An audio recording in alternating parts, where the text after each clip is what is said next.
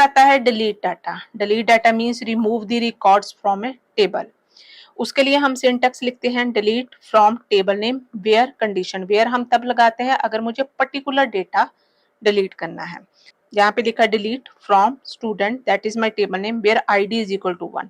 तो इस केस में क्या होगा, सिर्फ आईडी 1 का डेटा ही डिलीट होगा। लेकिन अगर आप वेयर नहीं लगाते हो तो वो क्या करेगा, यहाँ पर अगर ये नहीं लगा के यहाँ पर सेमीकोलन लगाते हो डिलीट फ्रॉम स्टूडेंट्स, तो वो क्या कर देगा, सारे की सारी रो डिलीट कर देगा।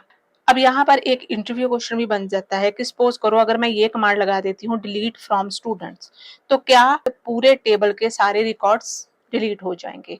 पर क्या क्वेश्चन ये आता है कि क्या इस कमांड से सिर्फ डेटा ही डिलीट होगा या टेबल नेम भी डिलीट हो जाएगा। इसका आंसर ये है कि अगर आप डिलीट कमांड लगाते हो तो उससे सिर्फ आपका टेबल नेम रहता है, उसमें सिर्फ आपका रिकॉर्ड डिलीट हो जाएंगे।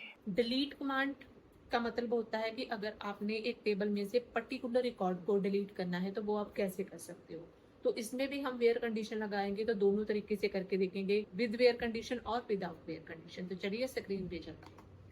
तो यहाँ पर सपोज करो मुझे सेकंड नंबर आईडी है जो 2, जिसका नेम है कोमल, और उसकी एज जो हमने लास्ट क्लास में ऑलरेडी 100 की थी, तो अभी एज मैंने चेंज नहीं की है। तो मान लीजिए मुझे सेकंड आईडी सेकंड रो का जो डेटा है वो डिलीट करना है, तो वो कैसे डिलीट होगा, delete from table name where ID equal to 2। तो इसको चला के जैसे ही मैंने रन किया तो आप देखोगे 1 रो इफेक्टेड। तो यहाँ पर भी आप अपने कॉलम को देख सकते हो, तो यहाँ पर आप देखोगे 1 के बाद सीधा 3 आ रहा है। और अगर मैं यहाँ पर ये लिख दूँ डिलीट फ्रॉम स्टूडेंट, अगर मैं इसको रन करती हूँ तो यहाँ पे आ जाएगी 4 रो इफेक्टेड। तो यहाँ पर अगर आप कमांड चला के देखो, टेबल में देखते हैं अब क्या आ रहा है, सिलेक्ट स्टार फ्रॉम स्टूडेंट, तो वहां पर आपका टेबल तो बना हुआ है लेकिन उसके रिकॉर्ड्स डिलीट हो गए।